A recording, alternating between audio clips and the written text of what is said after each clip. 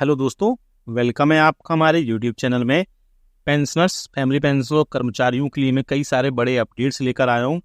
इनका डायरेक्टली असर आपकी सैलरी, पेंशन और फैमिली पेंशन पर इसी मंथ में पड़ने वाला है, इसलिए इस वीडियो को पूरा लास्ट तक देखिएगा।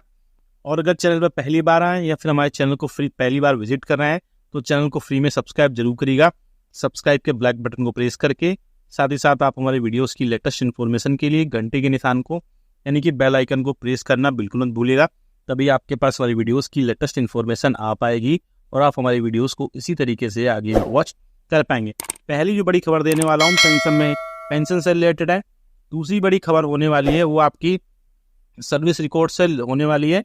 तीसरी बड़ी खबर 8वें वेतन आयोग को लेकर के बड़ी अपडेट आने दे रहा हूँ मैं, जिसमें आगे आने वाले दिनों में एक कमेटी का गठन किया जा रहा है और भी कई सारे अपडेट्स होंगे। डायरेक्टली आपकी पेंशन में बढ़ोतरी होगी, साथ ही साथ आपकी पेंशन में बढ़ोतरी को लेकर के भी कई सारे अपडेट्स में होंगे और इसके अलावा और भी कई सारे अपडेट होंगे जिनमें आपका डायरेक्टली असर पेंशन पर पड़ेगा। इसलिए इस वीडियो को पूरा लास्ट तक देखिएगा और अगर चैनल पर पहली बार चैनल को सब्सक्राइब जरूर कर लेगा। इसके अलावा हम आपको चैनल के रिगार्डिंग बड़ी इन्फॉर्मेशन दे दें। आप हमारे चैनल पर पेंशन, कर्मचारियों और फैमिली पेंशन के जो भी पेंशन बेनिफिट्स होते हैं उनके रिगार्डिंग ऑफिस मेमोरेंडम, सर्कुलर्स और नोटिफिकेशंस समझाए जाते हैं, बताए जाते हैं। लेकिन अगर आपको फिर भी कोई समस्या है, कोई प्रॉब्लम है तो आप हमें कमेंट बॉक्स में कमेंट करिएगा, हम कमेंट बॉक्स में इसका रिप्लाई कर देते हैं। साथ ही साथ या फिर नेक्स्ट वीडियो में हम उसको रिप्लाई करने के साथ नेक्स्ट वीडियो में डिटेल में समझाने की पूरी कोशिश करते हैं।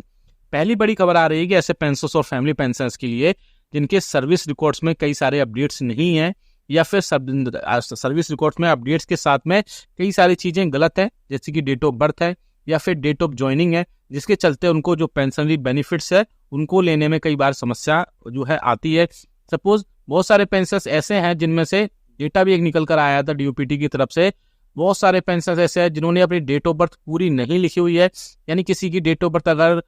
4 जनवरी 1965 है तो सिर्फ 1965 लिखा हुआ है, 4 जनवरी नहीं लिखा हुआ है। ऐसे में उनके बहुत सारे बेनिफिट्स जो है वो रुके हुए हैं और वो कंप्लेंट लगातार कर रहे हैं। बेसिकली मैं बता दूंगा आपको, अपनी सर्विस रिकॉर्ड में आपकी डेट ऑफ बर्थ, आपकी डेट ऑफ ज्वाइनिंग और बाकी जो भी स्पाउस नेम और भी जो सारी चीजें होती हैं, पीपीओ नंबर वगैरह, वो सही से अपडेट करवानी होती है रिटायरमेंट से पहले ही, तभी आपकी पेंशनरी बेनिफिट टाइम से आते हैं। और अभी जो ऐसे पेंशनर्स बहुत सारे हो गए हैं जो अपनी उम्र या बोल सकते हैं कि एज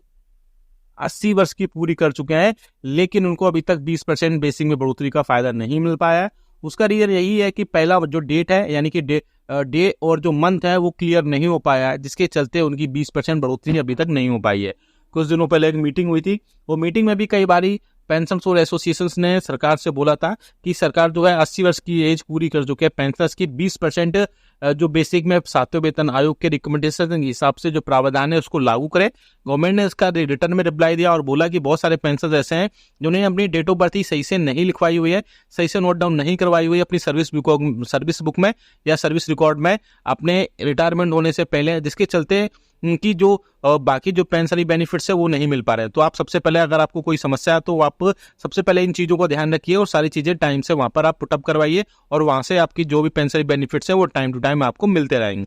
इसके अलावा बहुत सारे पेंशनर्स ऐसे हैं जिनको अभी एरियर नहीं मिल रहा है, डिसेबिलिटी पेंशन नहीं मिल रही है या फैमिली पेंशन कट के आ रही है। तो ऐसे पेंशनर्स बहुत सारे मोस्टली कमेंट्स करते हैं मुझे कि ऐसे पेंशनर्स को क्या करना चाहिए। ऐसे पेंशनर्स जितने भी हैं जिनको आपको पेंशनरी बेनिफिट्स लेने में कोई प्रॉब्लम आ रही है तो आप एक सीपी ग्राम्स पोर्टल पे जाकर वहां पर लॉगिन आईडी, यूजर आईडी, आप पासवर्ड डाल करके वहां पे एक अकाउंट क्रिएट कर लीजिए और वहां से सीधा आप अपने कंसर्न डिपार्टमेंट को एक कंप्लेंट कर दीजिए। और उस कंप्लेंट को सबसे पहले, आप किसी भी टाइप की कोई भी कंप्लेंट करते हैं, सबसे पहले सीपी ग्राम्स की जो कंप्लेंट है उसको सोल्व किया जाता है, क्योंकि बहुत इंपॉर्टेंट कंप्लेंट होती है और डायरेक्टली आपके कंसर्न डिपार्टमेंट को सोल्व किया जाता है और विद इन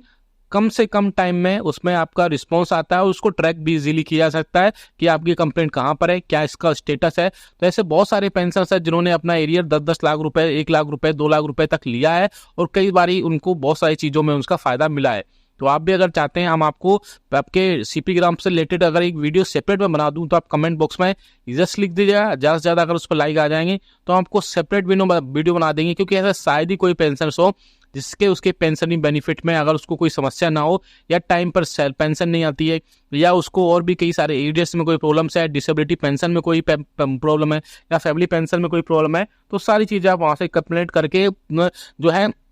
आप वहाँ से अपनी समस्या वहाँ से दर्ज करा सकते हैं और जल्दी जल्दी उसको ट्रैक भी कर सकते हैं और वहाँ पर प्रॉब्लम सबसे जल्दी इमीडिएट लेवल पर वहाँ से प्रॉब्लम भी डिस्पोज की जाती है। अब बात करते हैं एक और बड़ी खबर की, जो कि निकल कर आ रही है आपकी बेसिक पेंशन में बढ़ोतरी को लेकर के। जी हाँ दोस्तों, अब इसके पहले मैं एक चीज़ और बता दूं आपको बेसिक पेंशन बढ़ोतरी वाली खबर से पहले कि 8वें वेतन आयोग पे उससे पहले बड़ी खबर आ रही है। जी हाँ दोस्तों, इस साल के अंत तक एक बड़ी कैबिनेट बैठक का गठन किया जा सकता है। जैसा कि आपको पता है कि 7वें वेतन आयोग 2016 से लागू किया गया था, लेकिन उसकी कमेटी जो बनाई गई थी 2014 में, यानी 14 में बनाई गई थी, 2014 में। तो इस बार भी 2026 में से गठन होगा, तो 2024 के लास्ट तक या 2025 के शुरू में जनवरी फरवरी मंथ में एक कमेटी गठित की जा सकती है और वो कमेटी के गठन के जो भी रिकमेंडेशंस होंगे वो 2026 में लागू हो सकते हैं। तो आगे आने वाले दिनों में बहुत इंपॉर्टेंट होगा कि कमेटी गठित हो और जल्द से जल्द पेंशनर्स कर्मचारियों का जो 8वां वेतन आयोग है उसको लागू किया जा सके। लेकिन 8वां वेतन आयोग में सबसे इंपॉर्टेंट या बोल सकते हैं क्रूशियल रोल प्ले करेगा आपका,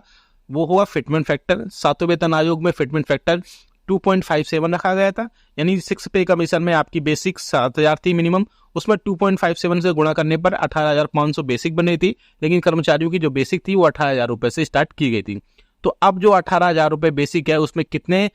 का फिटमेंट फैक्टर लगाया जाएगा जिससे आपकी बेसिक मिनिमम बनेगी। अगर एक या फिर जो लोग बोल रहे हैं कि 1.92 है, यानी कि 1.92 को बेसिक में मल्टीप्लाई करने के बाद में आप अपना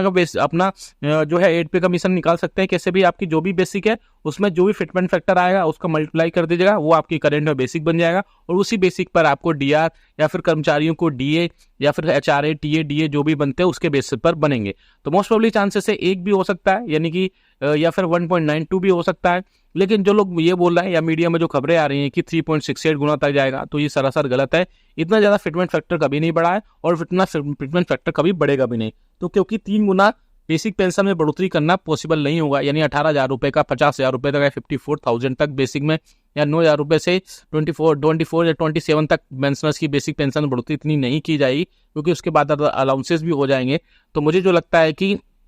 आपकी जो बेसिक है 18,000 रुपये, ये ज़्यादा से ज़्यादा 25, 26 या 30,000 तक बेसिक जाएगी, इससे ज़्यादा ये बेसिक नहीं जा पाएगी। अब बात करते हैं कि आपकी पेंशन में, तो पेंशनर्स और एसोसिएशंस ने, कर्मचारियों के एसोसिएशंस ने बोला है कि जब तक 8वें वेतन आयोग का गठन नहीं किया जाता है तब तक बेसिक पेंशन में सीधी सीधी बढ़ोतरी की जाए। यह दोस्तों प्रपोजल गया था और प्रपोजल अभी